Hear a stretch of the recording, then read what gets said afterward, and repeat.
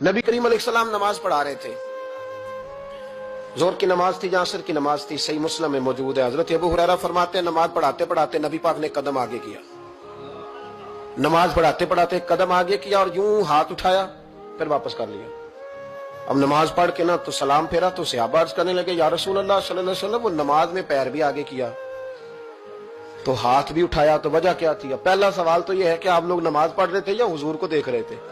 तो सहाबा तो पहले ही बताते हैं कि भाई हम तो पहली साफ में नमाज इसलिए पढ़ते थे कि नमाज भी होती रहती थी और चुपके चुपके महबूब की दीद भी होती रहती थी।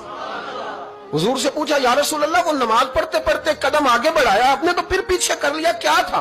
और हाथ उठाया तो फिर आपने नीचे कर लिया। तो नबी करीम फरमाने लगे नमाज पढ़ाते पढ़ाते जब मैंने कहा ना समी अल्लाहु लिमन हमीदा, अचानक मेरी नजर उठी तो जन्नत में चली गई।